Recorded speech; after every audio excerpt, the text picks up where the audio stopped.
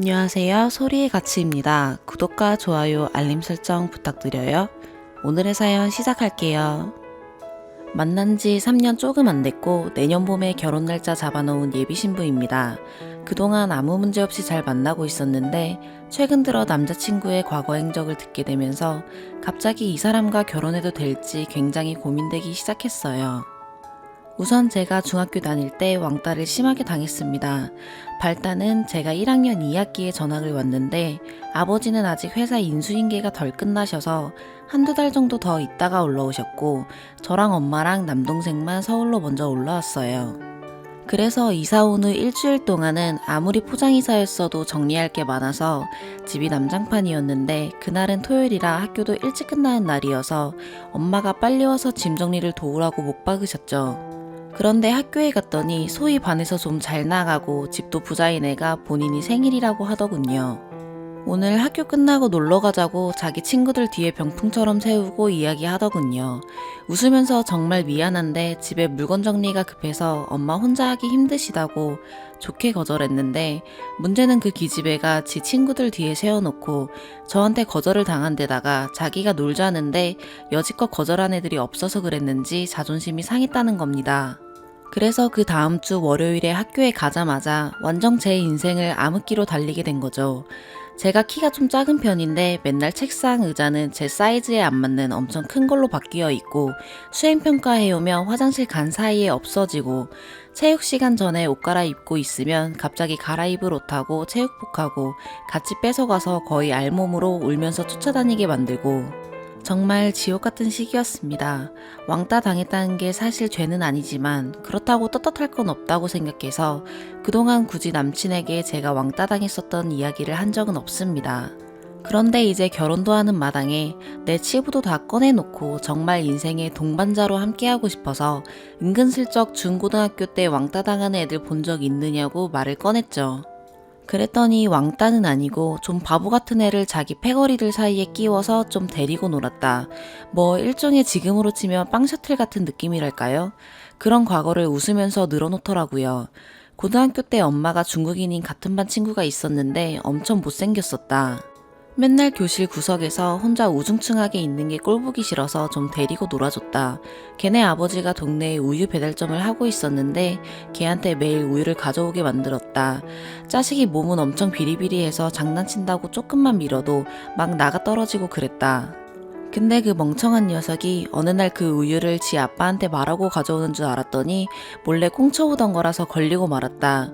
그래서 그 아버지가 학교까지 찾아와서는 우리를 무슨 삥이나 뜯는 불량청소년 취급하길래 우린 허락받고 가져오는 줄 알았다고 하니까 우유가 먹고 싶으면 너네 돈으로 사 먹지 왜 애먼 자기 아들한테 심부름 시키냐 거지냐고 하더라. 같이 놀던 친구 중에 무에타이 배우던 좀 성질 사나운 애가 있었는데 걔가 그 말 듣고 차마 아저씨한테는 못 덤비고 옆에 서 있던 그 멍청한 녀석을 한 대 엄청 세게 때리니까 걔가 바로 겁먹고 지 아버지한테 그만하라고 소리소리 지르고 길 한복판에서 악쓰더라. 녀석이 어리버리해서 친구도 없길래 좀 같이 놀아줬던 건데 너무 어이없고 기분이 별로여서 그 후로는 반에서 말도 안 걸고 그냥 없는 놈 취급했다. 그동안은 우리가 같이 놀아줘서 다른 양아치 녀석들이 걔 건들지 않았는데 우리한테서 떨궈져 나가니까 그 후로 애들이 많이 괴롭혀서 왕따 비슷하게 됐다. 왕따 당하는 애들은 다 성격적 결함이 어느 정도는 있는 것 같다 라고 합니다. 저 이 말 듣는 내내 이 사람이 내가 3년을 만난 사람인가 싶으면서 손발이 떨리더라고요. 본인이 뭘 했는지 20대 후반이 된 지금에서도 잘 모르는 것 같았고요.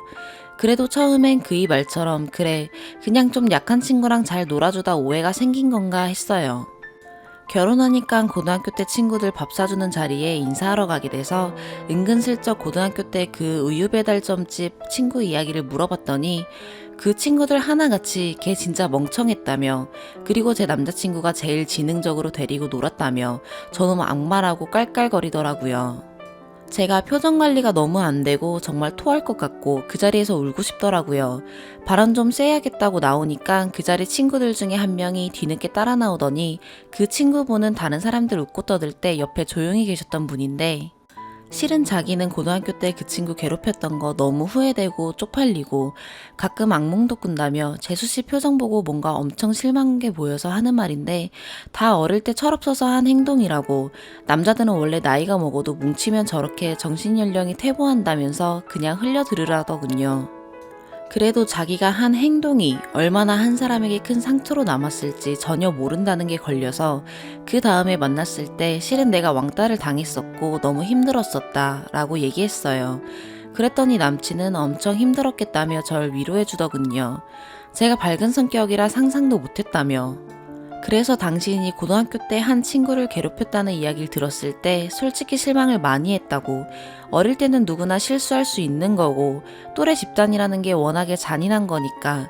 대신에 우리가 결혼해서 아이를 낳고 기를 때 내 남편이 과거의 행동에서 잘못된 점을 모른다면 함께 부모가 된 것이 너무 힘들 수도 있겠다라는 생각이 들었다고. 살면서 사람에게 상처받을지언정 우리 아이는 남에게 해코지하는 아이는 아니었음 한다 했더니 갑자기 무슨 말하는지 전혀 모르겠다는 표정으로 자기가 누굴 괴롭혔냐고 묻더군요. 우유 가져오라고 시키고 결국 대놓고 무시해서 먹잇감 되게 만들고 장난친다면서 폭력 휘두르고 그 부모 앞에서 모욕감 준 게 괴롭힌 거라고 아무리 좋게 설명해도 원래 남자애들은 그렇게 논다며 걔가 이상한 거지 내가 이상한 거냐며 성질을 내더라고요. 자기 친구들한테 물어보라고 어이없어 하길래 그럼 그렇게 한때 친구였음 찾아내서 우리 결혼식에 초대해도 괜찮냐고 했더니 뭐 오는 건 자유인데 그 녀석이 오고 싶어 하겠냐고 하는 거예요. 그래서 전 왜 오기 싫어하는지 모르겠냐고 당신이 힘들게 해서 그런 거 아니냐 했죠. 그러니까 그냥 서로 코드가 안 맞는 친구니까 불편해서 오기 싫은 거지 뭔 소리냐고. 이런 사람이랑 결혼해도 괜찮을까요? 제가 트라우마가 없으면 모를까. 솔직히 정말 이 문제를 어떻게 풀어야 할지 정말 모르겠어요. 이거 제 자격지심인가요? 왕따 피해 과거 때문에 제 남친에게 피해 의식이라고 가지게 된 걸까요? 추가. 우선은 정말 답답한 마음에 올렸던 글이고 사실 올리고 나서 댓글도 그닥 확인해보지 않았었습니다. 그런데 며칠 전 한 유머 사이트에 제가 쓴 글이 올라왔고 생각보다 많은 왕따 피해자들이 큰 고통을 받고 지내고 있었구나. 사회에 나와서도 다들 나처럼 가슴에 말뚝 하나 박아놓고 뻐근하게 사는구나 생각이 들어서 제가 왕따 주동자였던 전 남친과 어떻게 끝냈는지 알려드리고 싶었습니다. 그렇게 저와 마지막으로 싸우고 나서 전 남친이 자기랑 같이 고등학교 때 헛짓거리하고 다녔던 그 패거리들에게 제가 왕따를 당했었다 얘기를 했다는 겁니다. 자기가 고등학교 때 그 우유 찌질이랑 놀았던 거 가지고 딴지를 걸더라 뭐 이런 걸 다 얘기했더군요. 차라리 그냥 나랑 싸웠다는 것만 얘기하면 모르겠는데 제가 왕따였다는 것까지 친구들한테 다 나불거렸다는 말을 듣고 어이가 없었습니다. 그래놓고 잔뜩 취해서 저에게 전화해서 널 너무 사랑하는데 네가 날 너무 나쁜 놈으로 몰고 가서 가슴이 너무 아파서 힘들다는 둥 질질 짜더라고요. 제가 그 사람한테 너무 실망해서 다음날 만나 우리 그만 만나자고 통보했습니다. 저를 필사적으로 붙드는 그 사람에게 그래도 하고 싶었던 말은 다 하게 하고 헤어져야 이 사람도 오래 만났던 인연으로 미련이라도 안 남게 해줄 수 있지 않을까 싶어 그 얘기를 들어줬는데 끝까지 자긴 잘못이 없고 원래 남자들은 그렇게 놀고 걔도 결국 잘 살고 있을 거라며 결국 한 30분을 그 변명을 들어주다가 갱생의 여지가 없다고 판단되어 자리를 박차고 일어났습니다. 그 후로 며칠 뒤에 또 그 패거리들하고 술을 진탕 마셨는지 한밤중에 그 패거리 중 한 명에게 전화가 와서는 재수씨가 피해의식이 있는 건 알겠는데 다 지나간 일이고 철없을 때 했던 행동 가지고 사람을 악마 취급하는 건 좀 심한 거 아니냐고. 그래서 철없을 때 그런 행동을 했던 거 가지고 뭐라고 하는 게 아니고 여전히 그게 잘못된 행동인지도 모르고 방성의 기미도 전혀 없다는 것이 이별의 이유라고 말하고 그냥 끊었습니다. 결혼이 파토나자 당연히 양가에서는 도대체 무슨 일인지 추궁이 들어왔고 저는 부모님께 모든 걸 솔직하게 털어놓았습니다. 부모님은 제가 중학교 때 왕따를 당했다는 것 자체를 이번에 처음 하시게 되었고 정말 부모님이 돌아가실 때까지 모르게 하고 싶었는데 제 결정에 찬성해 주시고 제가 대면하기 힘든 자리가 생기면 대신 나가주시겠다고 하셨습니다. 그래도 절 예쁘해 주셨던 그 사람 어머니께는 마지막 인사는 드려야 예의겠다 싶어서 마지막으로 제가 다니는 회사 근처 카페에서 뵈었는데 도대체 무슨 일인지를 아무리 물어봐도 그 사람이 이야기를 안 해준다며 답답해 하시더라고요. 그래서 이걸 내 입으로 전해도 되는 말인지 한참을 고민하며 저도 유구무원 상태로 좀 버텼습니다. 어쨌든 당신 아들의 허물을 말해야 하는 상황이다 보니 차라리 아들에게 직접 듣는 게 낫지 싶어 그 사람에게 들으시는 게 어떻겠냐고 얘기하자 결국 화를 내시더군요. 너희는 결혼이 장난이냐, 어른들이 꽂아 놓은 보릿자루로 보이냐 하셨고 아무래도 그냥 지나갈 수 있는 사안이 더 이상 아닌 것 같아 결국 말씀을 드렸습니다. 그랬더니 얼굴이 새하얗게 질리셔서는 아들이 학생 때 그러고 다녔던 거 아셨다고. 그 우유집 사장님이 결국 담임 선생님께 모든 상황을 알리셨고 아들이 이 일이 공론화되는 걸 극도로 싫어하니 차라리 학교 차원에서는 아무 말도 마시고 앞으로 그 아이들이 아들을 괴롭히지 못하도록 감시나 잘 해달라 하셨다고. 대신에 아들을 괴롭히던 아이들의 부모님 전화번호를 모두 받아오셔서 어머니께도 그 사장님이 전화를 하셔서 그동안의 일을 다 알리셨다고 합니다. 그때 제대로 대처하고 그 사람 데리고 가서 같이 머리 조아리고 용서를 빌었어야 하는데 본인도 모자란 부모였던지라 대충 미안하다. 우리 아들은 내가 알아서 잘 훈계하겠다 하시고 우유값 손해본 걸 물어드리겠다고 했더니 사장님이 그깟 돈은 필요 없다며 그 사람의 사과를 요구했고 어머니는 그때 아이들이 장난을 좀 심했던 건 사실이나 우리 아들이 사장님 가게에 금전적 피해를 입힌 것 외에 다른 잘못이 뭐가 있는지 모르겠다고. 이미 다 이해하고 알고 계셨으면서 일부러 못 알아듣는 척 논점에서 벗어나셨다고 하시더군요. 그리고 그 사람에게는 우유 가게에서 전화가 왔었다는 사실조차 이야기하지 않으시고 사실 어떻게 이야기를 꺼내야 할지조차 전혀 모르겠어서 현실을 피해버린 것 같다고 하셨습니다. 생각해보면 왕따 피해자 자녀를 다독이고 상처에서 벗어나게 하는 방법은 있더라도 왕따 가해자 자녀를 어떻게 훈육하고 바른 길로 인도하는지에 대한 방법은 없지 않느냐며 그 당시 자신도 사춘기 아들을 기르는 평범한 부모로서 결국 아이가 언젠가는 본래의 착한 천성으로 잘못을 깨달을 거라고 책임을 피하셨다더군요. 그러면서 이 모든 게 자신이 그때 아들을 혼내키지 않고 망가뜨린 본인의 잘못이라며 아들 잘못 키운 내 죄가 아들에게 씌워져서 이렇게 파혼까지 하게 되는 것 같다며 우셨습니다. 한 번 더 내 아들을 봐줄 수 없겠냐고 제 손 잡고 우시는 모습 보며 마음이 너무 안 좋았지만 저도 같이 손잡고 눈물만 뚝뚝 흘릴 뿐 그 이상의 어떤 말도 할 수 없었습니다. 그 사람 어머니께서는 내 아들이 어떻게 해야 이 죄를 씻겠냐고 한참을 우시다가 저에게 정말 내 아들이 한치의 죄책감이나 후회도 없는 듯 이야기하느냐고 물으셨고 전 그저 죄송합니다 라고만 말할 수밖에 없었습니다. 어머니는 계속 내 죄야, 내 죄다 이 말만 하시다가 집에 돌아가셨어요. 그 다음날 아침에 회사 가는 출근길에 그 사람에게서 전화가 왔습니다. 전화 받자마자 너 도대체 우리 엄마한테 무슨 말을 한 거냐고 따져 묻더군요. 어제 집에 들어가자 어머니가 생전 처음 보는 냉랭한 태도로 대하셨답니다. 그러고는 갑자기 너는 어디 다른 집 귀한 딸 데려다가 인생 망칠 생각하지 말고 앞으로 평생 그냥 내가 속죄하는 마음으로 옆에다 끼고 살 테니 장가갈 생각하지 말라 하셨다면서 그게 무슨 이야기냐고 묻는 아버지한테도 말씀을 안 하셔서 두 분이 싸우기까지 하셨다고. 그러더니 오늘 아침에는 아버지까지 태도가 본인에게 좀 이상하다며 따지더라고요. 그래서 그냥 사실대로 다 말씀드렸다고 했더니 넌 우리가 헤어진 이유가 그것 때문인 것 같냐며 코웃음을 치더라고요. 그래서 무슨 소리냐 했더니 그건 순전히 제가 왕따 피해 의식에 젖어서 고등학교 때 친구들과 쌓았던 추억도 비꼬아 보기 때문에 너랑 살다가는 허구한 날 피해 의식으로 혼자 피해자인 척하며 사람 피곤하게 할 것 같아 자기도 끝내려고 하던 참이었다고. 그런데 술 마시고 자꾸 전화하고 그랬던 건 그래도 정이 있고 자기가 데리고 살면서 잘해주고 사랑해주고 하면 날 피해 의식에서 구해줄 수 있지 않을까 하는 내가 세상과 인간관계를 너무 삐딱하게 봐서 그걸 치유해주고 싶은 좋은 마음이 있어서 그런 호의에서 나온 미련이었다며 이야기를 하는데 정말 어이가 없었습니다. 더 이상 이야기를 하고 싶은 마음도 없었고 그 사람 목소리 듣고 있는 게 갈수록 역겨워서 알았다. 난 피해망상 환자니까 알아서 피해가라. 옮는다. 하고 끊어버렸습니다.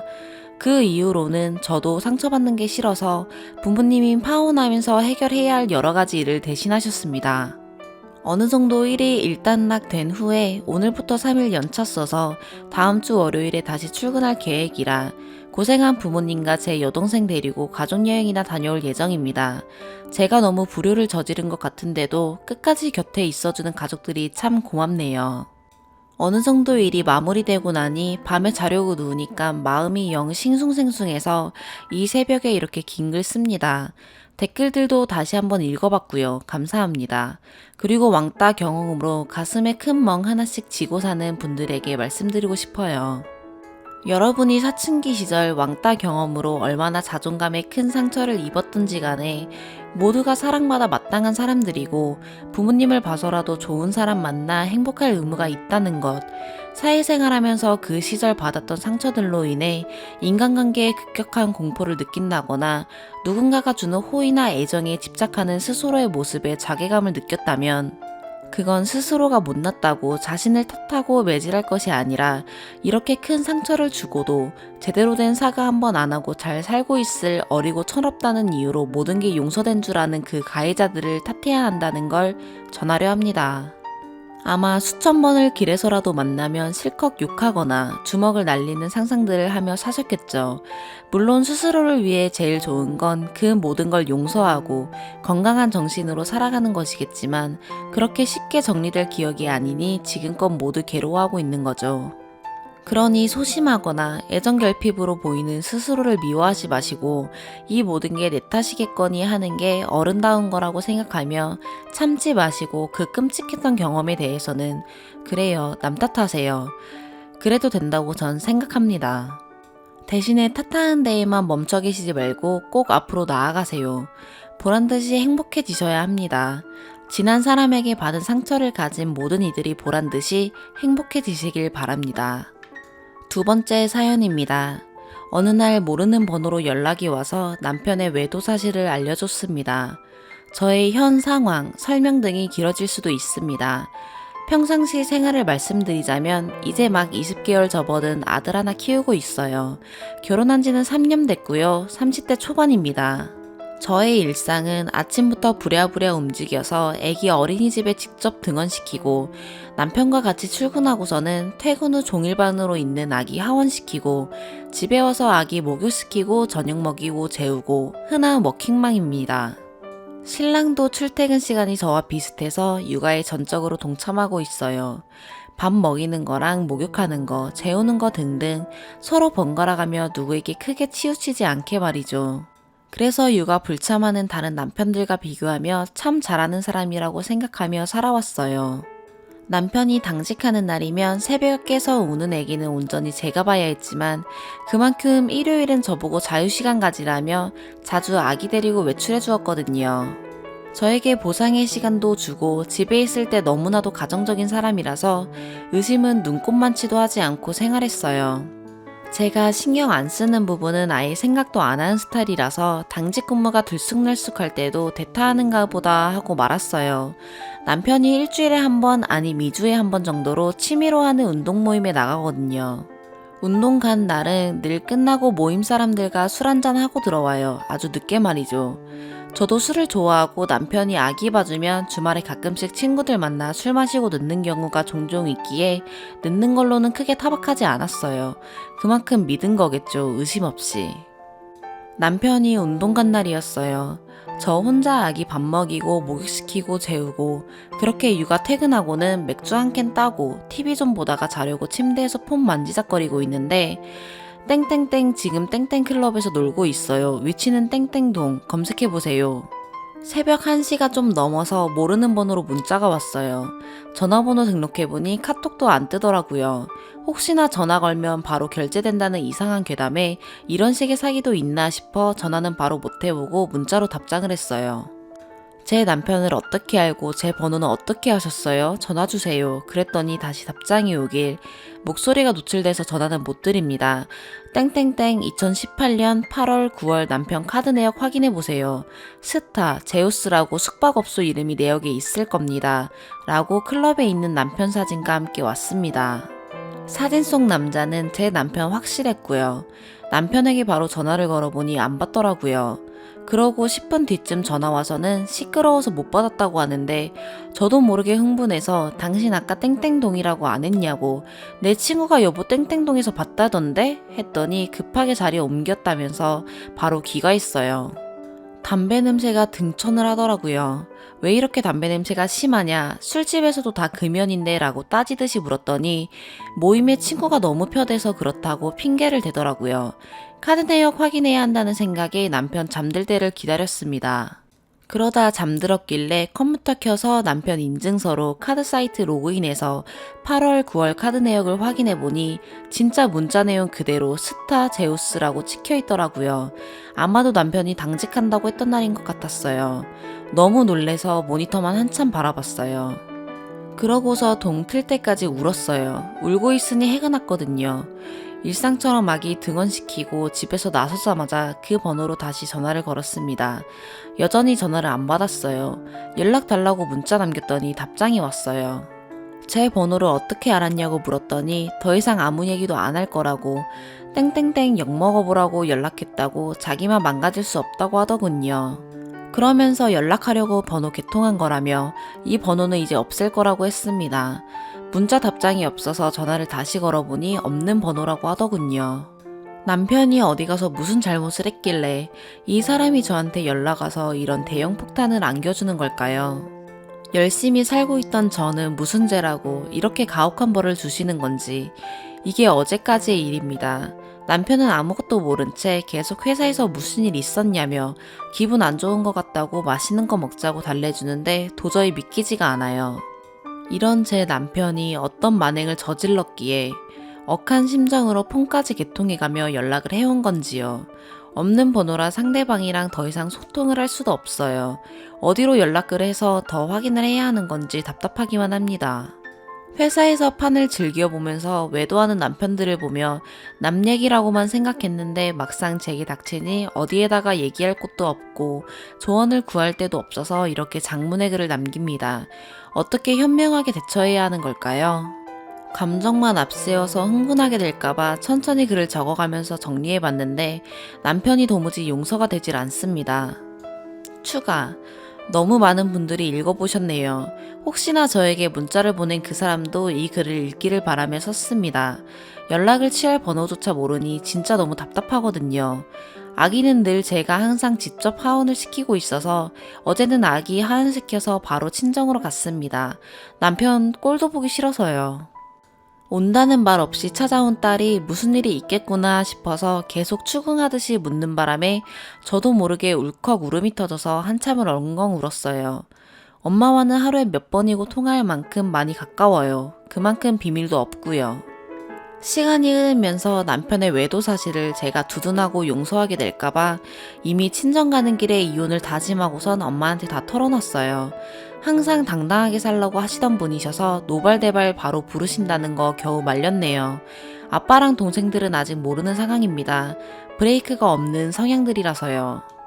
판을 보게 된 지가 10년은 된 것 같아요. 많은 사례들을 보면서 제가 이런 상황이 닥치니 독한 건지 이성적으로 생각하게 되더군요. 증거는 어떻게 모을 것이며 각자 경제활동을 어떻게 해왔는지 집 명의, 차 명의 등등 분하게 당한 이 상황을 후하게 돌려주고 싶은 마음이 제일 앞섭니다. 저도 사회생활을 하고 있고 술도 좋아해서 밖에서 대시 아닌 대시가 많이 있었습니다. 다들 집에선 가정적인 유부남들이겠죠? 맞바람을 펴볼까도 잠깐 생각했지만 진짜 막장으로 가는 것 같아서 아기 생각하면 그렇게는 못하겠네요. 부부가 서로 술을 좋아하는 스타일이라 술이 과하면 행동도 과해진다는 거 너무나도 잘 알고 있습니다. 항상 술이 문제를 부르거든요. 그래도 의리 생각해가면서 선은 지키려고 노력했는데 남편은 그게 안 되나 봅니다. 엄마도 흔쾌히 이혼을 지지하고 계세요. 한 번만 피는 놈은 없어서 앞으로 고생이라고 카드 내역과 문자만으로는 아무런 증거가 안 될 것 같아서 앞으로 어떻게 증거를 잡아야 할지가 관건이네요. 흥신소 말만 들어봤지 그 루트도 모르거니와 제대로 일해주는지 알 수 없으니. 그런데 맡길 수도 없는 노릇이라 어떻게 증거를 하나씩 잡아야 할지 많이 막막합니다. 경험자분들 있으시면 조금 상세하게 부탁드립니다. 댓글 더 참고해서 변호사 찾아갈 상담해 볼 생각이에요. 문자를 보낸 사람이 대체 누굴까 진짜 수백 번 생각을 해봤어요. 제가 사는 곳은 변화가 몇 없는 곳이라 같이 놀아난 사람이라면 충분히 그런 클럽에서 마주칠 수 있어요. 갈 곳이 없거든요.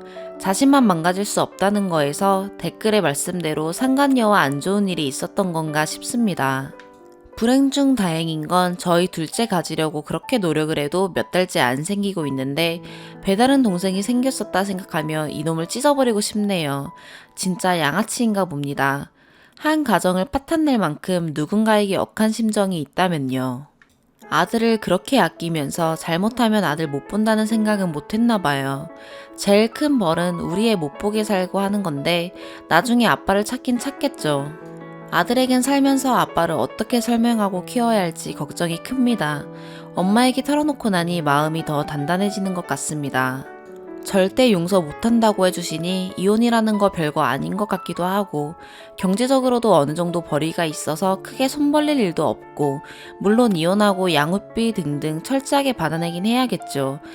멍청하게 문자 내용에서 말한 카드 내역 8월 9월분만 확인해봤던 터라 조회할 수 있는 한 최대한 더 조회해보고 내역 상세히 살펴봐야겠어요. 남편 인증서가 집에 있어서 따로 밖에서는 조회해볼 수가 없네요. 친정에 갔다 오니 마음이 훨씬 진정되는 것 같아 천천히 진행해보려고요. 그래도 얼굴 마주하는 건 아직은 끔찍하네요. 혹시나 다른 상황이 생기면 다시 추가하겠습니다. 조언 부탁드려요. 두 번째 추가. 자작이라고 하는 사람들 그냥 거르겠습니다. 판을 오랫동안 봐왔기 때문에 저판대로 나름 형식 갖춰서 읽기 좋게끔 써내려갔을 뿐입니다. 쓸데없는 배려였나요? 이런 상황이 닥쳐도 육아와 출근은 해야 하는 터라 직장에선 티를 낼 수 없기에 더 차분해지는 것도 있는 것 같습니다. 전 성격 자체가 그렇거든요. 큰일 닥쳐도 금방 떨치고 극복해요. 근데 이런 일은 쉽게 떨치기 어렵습니다. 너무 다이나믹하네요. 기가 차서 웃음이 난다는 말을 실감하는 요즘입니다. 글을 더 추가하는 본 목적을 적어보겠습니다. 남편이 이 글을 본 걸까요? 수상한 게 한두 가지가 아닙니다. 판 얘기하면 전혀 모르던 사람인데 글을 봤다면 어떻게 봤다는 걸까요? 문자를 보낸 당사자가 봐서 전달을 해준 걸까요? 문자 보냈다는 사실을 아는 사람은 우리 엄마, 문자를 보낸 그 사람과 저뿐인데 본 건지 안 본 건지 아직 확실하진 않지만 인증서 비번 등 바뀐 거 보고 의심을 안 할 수가 없네요. 아무리 생각해도 이 글을 읽는 건 누군가 전달을 해줬을 텐데 남편이 친구들과 숙박업소 가는 사실까지 공유를 한 걸까요? 숙박업소 이름 정도야 오픈해도 되겠다 싶어서 거론한 건데 실수했나 싶네요. 얘기하기 전까진 죽어도 먼저 말할 리가 없겠죠. 바람 피는 사람들 발뺌 하는 거 주위에서도 봐서 익히 잘 알거든요. 증거를 잡아야 한다는 것도 쉽지도 않고요. 정신 똑바로 차려야 한다는 게 그냥 좀 지쳐요. 숙박업소 결제에 대한 부분을 어떻게 핑계를 댈지 궁금하네요. 댓글들 보니 비슷한 상황들이 참 많다는 거에 다시 한번 놀랐습니다. 이혼은 꼭 할 겁니다. 걱정해주시는 분들 감사드려요. 세 번째 사연입니다. 연애 1년, 결혼 4년 차입니다. 애기 하나 있어요. 연애할 때부터 남편은 곤충 키우는 걸 좋아했어요. 사슴벌레 이런 거 외국에서 밀수입해서 키우기도 하고 이전엔 거미나 정갈, 파충류도 많이 키웠다고 하고요. 저는 결혼 전부터 키우던 고양이가 한 마리 있어요. 3개월 된 길냥이였고 제가 입양해서 지금은 벌써 8살이네요. 결혼 전에 약속한 게 있어요. 파충류나 벌레 같은 거 나는 싫으니까 키우지 말아달라 했고 남편은 네가 싫으면 안 키우겠다며 약속했죠. 근데 결혼하고 3개월쯤 되었을 때부터 한 마리 두 마리 벌레들을 데려오더니 아예 방 하나를 벌레방으로 만들었어요. 방 안에 와인셀러를 들여와서 그걸 개조해서 그 안에서 벌레를 키우기도 하고요. 그 사슴벌레들이 톱밥 같은 걸 먹는데 거기서 날파리들 엄청 생기고 버섯 포자 먹는 애들도 있어서 하얀 버섯 곰팡이 통에서도 냄새가 많이 나요. 애기 생기기 전까지는 저도 포기하다시피 손을 놨고 아예 그 방에 들어가지도 않았어요. 남편이 제대로 관리도 안 해서 날파리 죽은 거며 그 쾌쾌한 냄새. 그러다 1년 만에 아기가 생겼고 남편은 아이가 태어나기 전까지 공충들을 다 치우겠다고 약속했습니다. 지금 21개월 차인데 며칠 전에 제가 한번 난리쳐서 그 방은 얼추 치웠네요. 아이 낳고 클 때까지 그 방에 아예 들어가지도 않았어요. 그러더니 이제 물고기에 빠져서 어항을 막 사대더니 어항이 5개까지 늘어났고 지금은 도마뱀 3마리에 거미까지. 진짜 거실에 나가면 숨이 막혀요. 방에다 두지 말랬더니 거실을 다 차지했어요. 여기가 너 혼자 사는 집이냐? 내 배려도 좀 해달라 했더니 적반하장이네요. 그래, 너 말대로 너 혼자 사는 집 아니니까 자기가 하는 거 냅두라네요. 이제 암컷 도마뱀 데려와서 알까지 번식시키겠대요. 제가 너무 열받아서 이렇게 할 거면 결혼 전에 약속한 것처럼 파충류 다 치워라 했더니 화를 내면서 왜 너는 네 기분 따라서 이랬다 저랬다 하냐고. 그럼 네 고양이도 가져다 버리라고 치우라고 하네요. 저 너무 지쳐요. 참고로 저 임신했을 땐 피규어에 빠져서 거실 한켠엔 5단 수납장이 피규어가 가득이에요. 이런 걸로 이혼한다면 너무 사소한 걸까요? 추가, 자고 일어나니 댓글이 많이 달렸네요. 글에 다 담지 못한 내용이 있는 것 같아 추가할게요. 일단 저는 전업주부 아니고 맞벌이입니다. 남편은 공무원, 저도 공무원이고 제가 직급이 더 높아서 월에 100만원 정도 기본급 차이가 나요. 남편이 무슨 돈으로 취미생활 하는지 궁금해 하시는데 일단 돈 관리는 제가 하고요. 아기 낳기 전엔 용돈 월에 20 줬고 아기 생기고 나서는 월에 10으로 줄였습니다. 저도 똑같이 10 씁니다. 왜 여기에 꽂혀서 욕하시는 분들이 있는지. 오로지 취미생활 하라고 준 돈이고 이 외에 나머지는 다 친구 만나서 밥 사주는 돈, 직장에서 사주는 돈, 죄다 신용카드에서 써요. 남편 신용카드 월 150씩은 쓰는 것 같아요. 그리고 남편 생일 때 남편은 선물로 현금을 요구해서 30에서 50씩 그렇게 주고 있고요. 생필품 사거나 차 기름값, 직장에서 밥 먹으라고 신용카드를 줬는데 그 카드에서도 맨날 수족관 가서 5에서 8만원씩 긁기도 해요. 저는 카드 내역을 볼 수 있으니 알 수 있지만 남편 스트레스 받을까봐 어쩌다 주의하면서 얘기하거나 그래도 안 쓸게 하고 그뿐이더라고요. 남편이 술, 담배를 안 해서 오로지 그 돈을 다 모아서 취미생활 하는 겁니다. 그리고 고양이 키우는 것에 대해서는 오해하시는 분이 많으신데 고양이는 결혼 전부터 합의하에 키우기로 한 거고요. 남편이 고양이도 좋아해서 신혼 초에는 벵갈 고양이가 이쁘다며 서울에서 직접 분양받아 오기도 했어요. 하지만 이 녀석은 안 좋은 일을 당해 3년 정도 살고 하늘나라로 갔습니다. 그리고 어항은 그냥 작은 어항이 아니라 탱크 어항 같은 거라서 진짜 엄청 큽니다. 그게 거실에 5개 있다고 생각해보세요. 진짜 숨 막히고 물 비린내도 장난 아닙니다. 거기다가 청소도 제때 안 해서 분홍색 곰팡이가 어항 벽에 뒤덮이면 제가 청소 좀 하라고 얘기합니다. 그럼 그때마다 어쩔 수 없이 청소하긴 하더라고요. 그리고 시댁에 얘기해라 하는 분들이 계신데 그건 이미 진작에 얘기했고 곤충방도 직접 보시고 어머님이 한 소리 하셨어요. 그런데 그때뿐이고 제가 싫다고 하는 거미 파충류들을 예전에 사서 시댁집에 가져가서 키우고 있더라고요. 현재 상황은 그게 저희 집까지 늘어난 거고요.